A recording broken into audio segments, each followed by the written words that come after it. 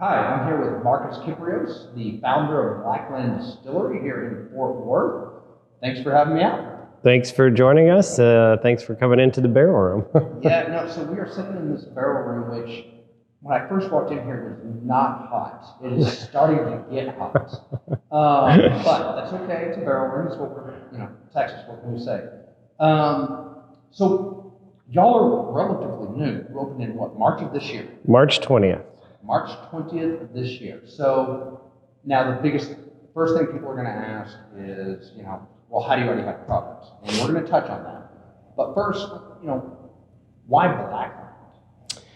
We took the name because we are in the eco-region, the Blackland Prairie, and that runs a little bit north of Fort Worth all the way down to San Antonio. And the story is that hundreds of years ago, there were frequent wildfires in this area that made the soil black and gray. And I really like the idea that this charred soil, this burning, which is tied to the char of the barrels and what we're doing here for the flavor and the age. That's how we get the color on the spirit. And because it was the eco-region and it was tied to this region, it just made sense that we would use that as the name. Cool. All right, so learn something new every day. We had a region called the Blackland Prairie. Probably should, growing up in Texas. But I didn't know it either, and I grew up here. So what kind of research did you have to do to find that? I believe in getting a lot of help from a lot of people because this is a big operation. And so I've had great marketing teams. I've had a great design team in terms of our bottles, which are custom, and our labels. And so we explored a lot of different names, and that came up, and it just made the most sense at the end of the day. Well, I like it. And then, so what makes Blackland unique versus some of the other distilleries? I mean, as you know, it's a popular thing to get into at this point. So what makes y'all stand out?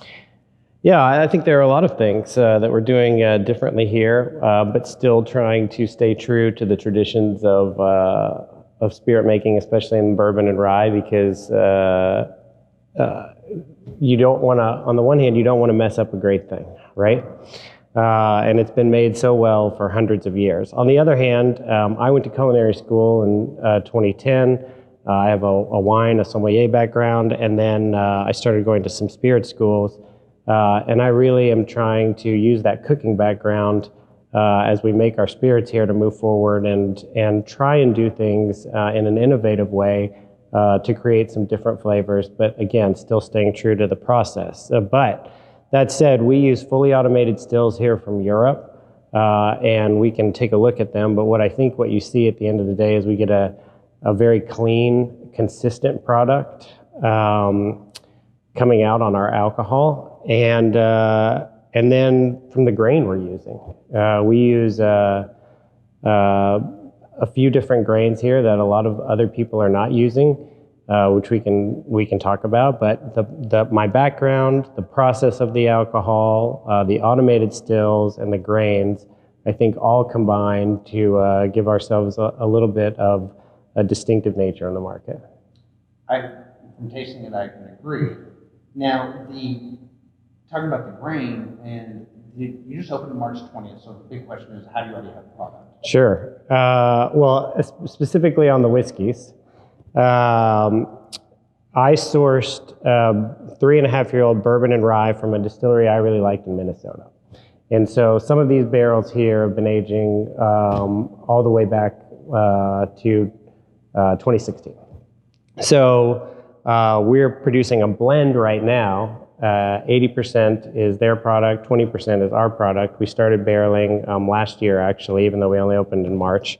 And then the goal, of course, is to eventually phase that out and just use our straight bourbon and rye. Okay, so now, during our conversation, learned some interesting facts. What does make some of these things unique? Right. Is that not only the grain that you're utilizing, but even the mash bill of what you're sourcing is unique from a bourbon perspective, and this is us geeking out a little bit. Sure. So the bourbon I've sourced, for instance, is a very wheat-heavy bourbon, It has no barley in it.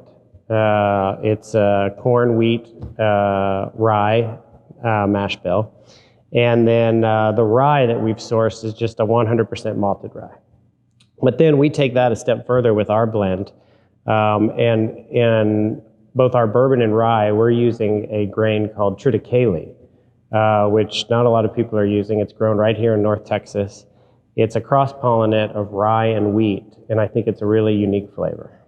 All right, and so you're producing two different whiskeys at the moment, a bourbon and a rye, but you are producing a vodka and a gin, but of course, the bourbon and the rye are both going to use triticale, correct? That's correct.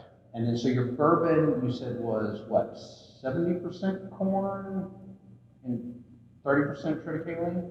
Our bourbon, our straight bourbon, is actually 80% corn, 20% triticale. And then the rye is 80% the same. Rye and 20% triticale. That's exactly right. So instead of using barley, you're going to use some enzymes to help that fermentation process. Absolutely, yeah. And I think when you taste it too, like what I really like, other than the uniqueness of the triticale, is because it's the cross-pollinate, the wheat really cuts into, the creaminess of the wheat cuts into the spiciness of that rye. And the rye, as much as I like the spice, and especially when we see these today, we see 90, 100% super ryes all over the place, which I really like, by the way. But I like that this is a little bit different. All right, so I agree, and I think what we talked about earlier doing this was that the modern automated stills are kind of producing a lighter mouthfeel whiskey all the way around. You're also bottling it a little bit too. Yeah. Compared to most Texas distillers, not. I think that's right, and that goes just to personal preference. I think the trend we see across the board in alcohol, whether it's beer or whiskey or anything, is right now everyone wants to drink less and have a little bit higher alcohol proof, right? Which is fine, but it's a give and take. And so the compromise is that, yes, I'll occasionally like my 90 or 100 proof whiskey if I'm going to sit down and have a drink, but it is a little bit harsh, and you can taste that burn sometimes. And I think with ours, you do get a little bit more of a easy drinkable product. Now, that's not for everyone, obviously. That may not be for maybe even me being the whiskey connoisseur and loving a really high proof whiskey myself.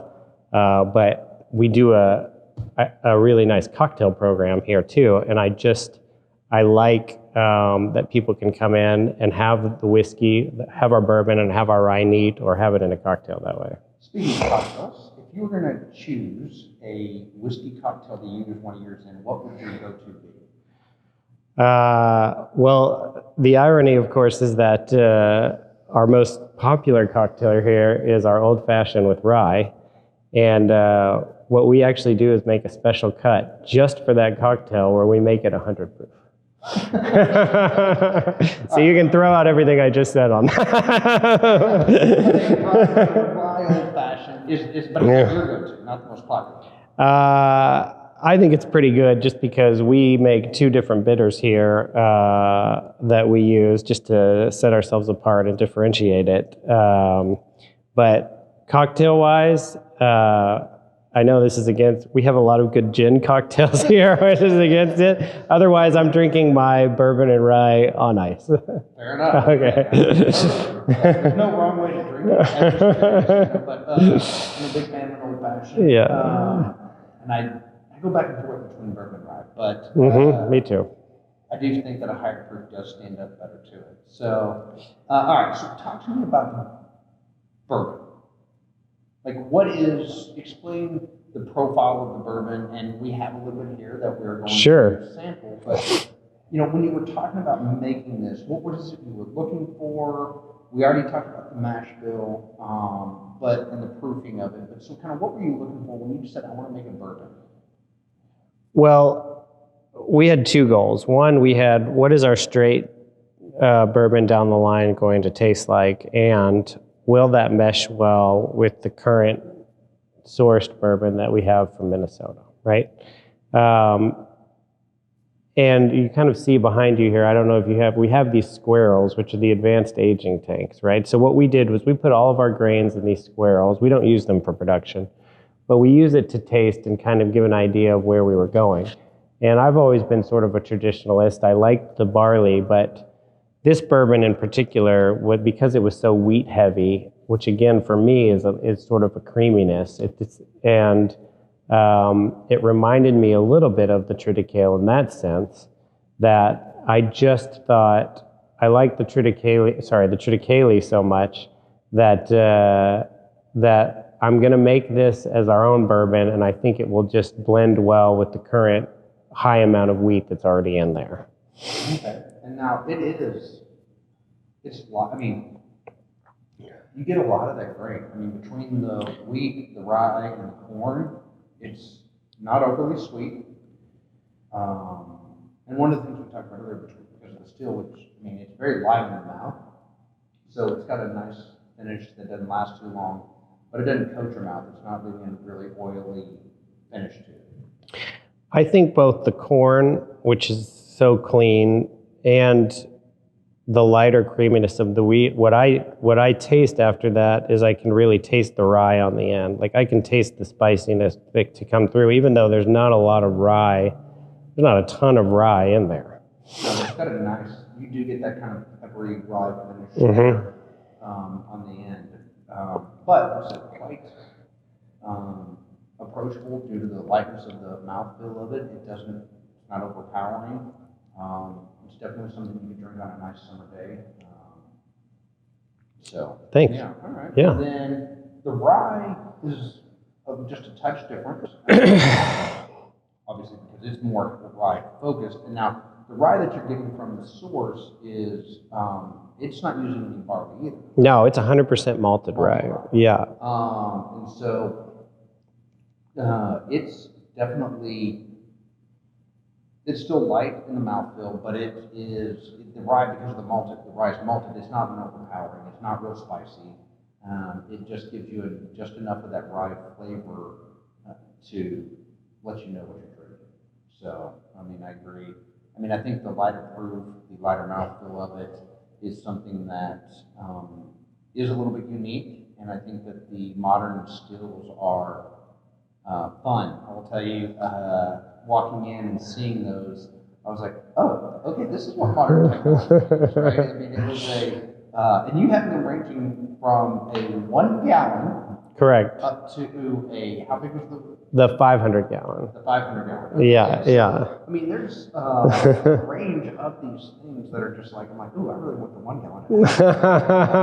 Probably not going to happen. You know, it comes with a suitcase, a travel suitcase. Okay. yes.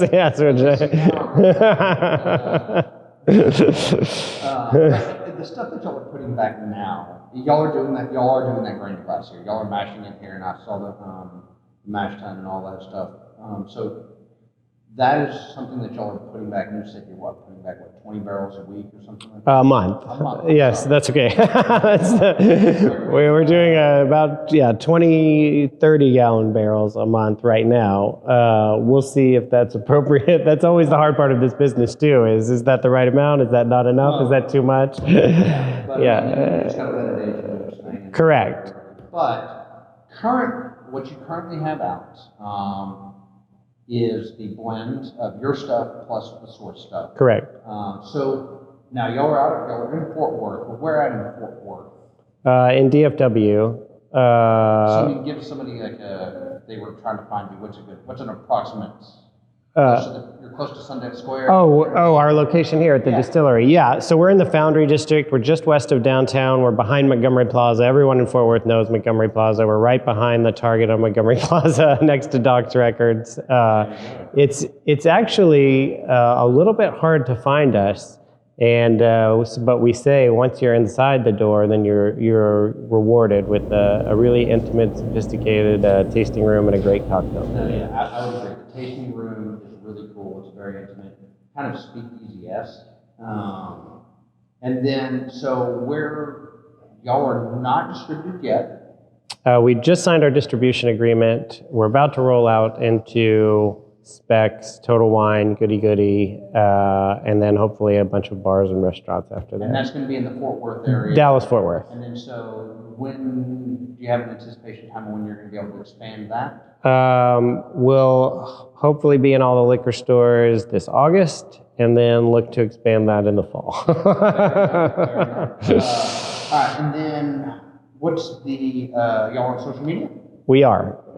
We have both Instagram and Facebook pages, and our website is www.blacklandfw.com for Fort Worth. Blacklandfw.com. So follow them on social media, visit the website for more information. Of course, we'll be following along and sharing what we can. But until then, cheers. Cheers, thanks.